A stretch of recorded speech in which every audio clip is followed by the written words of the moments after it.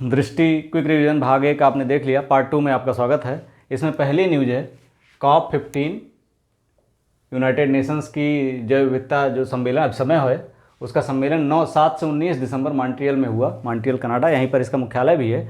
और इसमें गंगा मिशन को या गंगा प्लान को जो भारत में चल रहा है इसको फ्लैगशिप प्रोग्राम के अंतर्गत रखा गया है। G20 का 17वां शिखर सम्मेलन बाली इंडोनेशिया में 15-16 नवंबर 2022 को हुआ है। इसका जो 18वां सम्मेलन होने वाला है 18th नई दिल्ली में, G20 का 18वां सम्मेलन नई दिल्ली में 9 से 10 सितंबर के बीच 2023 में होगा। 2023 में रामचंद्र पौडेल 13 मार्च को ये निर्वाचित हुए हैं। ये नेपाल के राष्ट्रपति पूछा जा सकता है। तीसरे हैं वो वैन थुओंग, 2 मार्च को ये वियतनाम के राष्ट्रपति चुने गए हैं। इसके बाद बोला अहमद अदेकुनले दिनूबू नाइजीरिया के राष्ट्रपति चुने गए हैं 25 फरवरी को। मोहम्मद शहाबुद्दीन चुप्पू ये फरवरी में बांग्लादेश के राष्ट्रपति चुने गए हैं। और इसके बाद है निकोस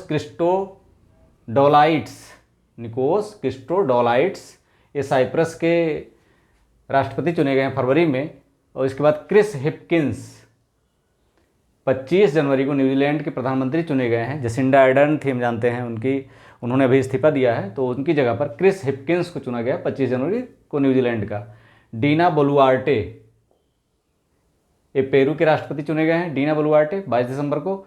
मेटे फ्रेडरिक्सन ये डेनमार्क के पीएम चुने गए हैं दिसंबर में।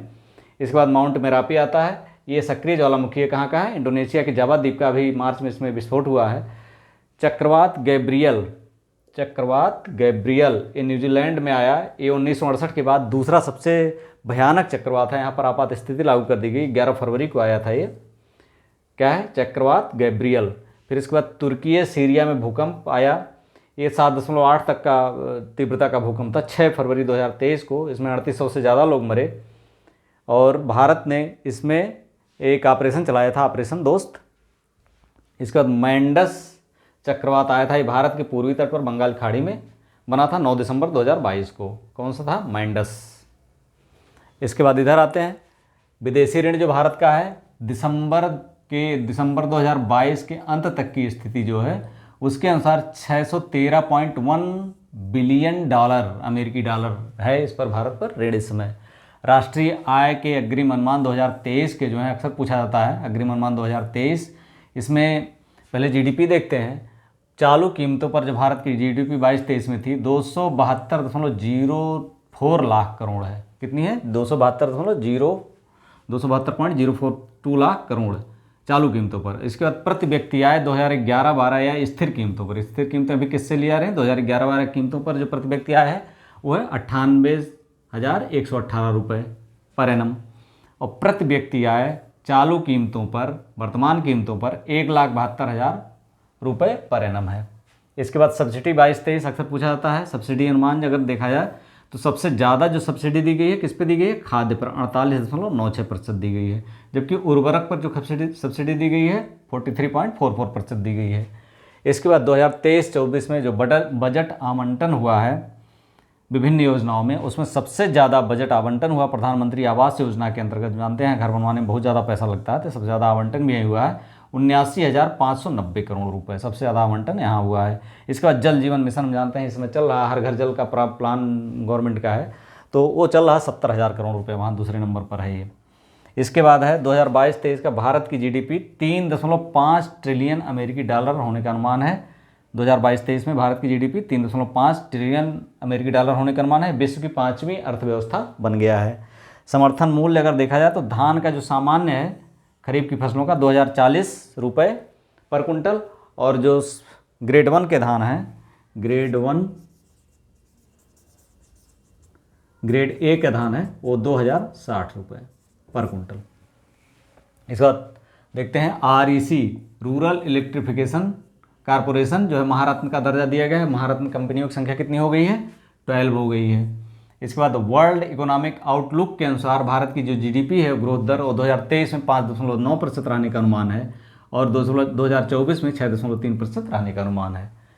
एशियन डेवलपमेंट आउटलुक की भी इसी तरह रिपोर्ट आई है। 2023 में इसका अनुमान है 6.4% भारत की जीडीपी की ग्रोथ रेट रहने का अनुमान है। इसी तरह 2024 में जो ग्रोथ रेट रहने की संभावना है 6.7%।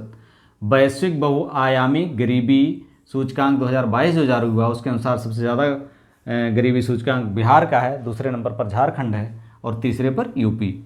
फॉर्च्यून ग्लोबल 500 की जो सूची जारी हुई है वो पुरानी ही एक तरह से रिपीट हुआ है।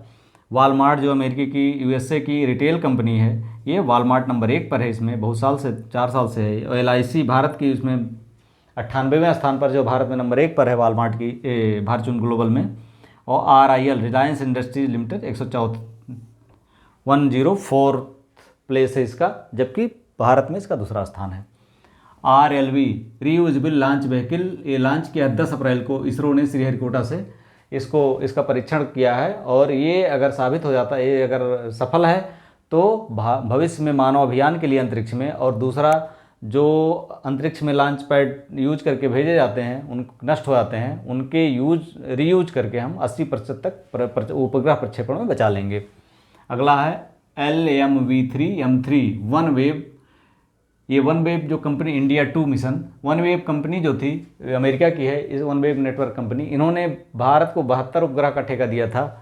भारत की जो इसरो के मार्केटिंग डिवीजन को, तो 36 उपग्रह इन्होंने अक्टूबर में भेजा था और 36 उपग्रह इन्होंने 26 मार्च 2023 को भेजा है। टेरान 1 फ्लोरिडा के केप कनेरवल से भेजा गया है। अभी 22 मार्च को इसका लॉन्च किया गया है। ये विश्व का पहला 3D प्रिंटेड रॉकेट है। टेरान 1 कौन है? टेरान 1 विश्व का पहला 3D प्रिंटेड रॉकेट है। इसके बाद सौर मंडल का सबसे ज़्यादा उपग्रह वाला ग्रह कौन बन गया? इसमें बृहस्पति हो गया है। कौन सा ग्रह हो गया है? बृहस्पति। पहले शनि था, अब नंबर 1 पर बृहस्पति आ गया है। इसके उपग्रहों की खोज की गई है। SSLV D2 यानी small satellite launch vehicle D2 EOS 07 का प्रक्षेपण हुआ है 10 फरवरी को। 3 उपग्रह लेकर गया है ये। SSLV का डिज़ाइन इस तरह किया गया है कि हम छोटे या नैनो उपग्रहों को प्रक्षेपित करने के लिए बड़े प्रोजेक्ट ना लॉन्च करने पड़े, तो इसलिए इसका डिज़ाइन किया गया है। विक्रम-S भारत का पहला निजी क्षेत्र का ये लॉन्च व्हीकल है। भारत का पहला निजी क्षेत्र का है विक्रम-S। ये Skyroot Aerospace Private Limited जो हैदराबाद की कंपनी है, इसका है। कौन सा है? विक्रम-S भारत का पहला निजी क्षेत्र का स्टार्टअप है जो अब उपग्रह अंतरिक्ष में भेजेगा और इसके अन्य लॉन्च पैड तैयार हो रहे हैं। ये प्रायोगिक दौर में है और इसके अनुमोदन से इस निजी क्षेत्र के लिए नए रास्ते खुलते हुए प्रतीत होते हैं। तो ये पार्ट 2 समाप्त हुआ। पार्ट 3 1-2 दिन में आ जाएगा आपके पास। अगर वीडियो अच्छा लगा like subscribe and share. Thank you for watching.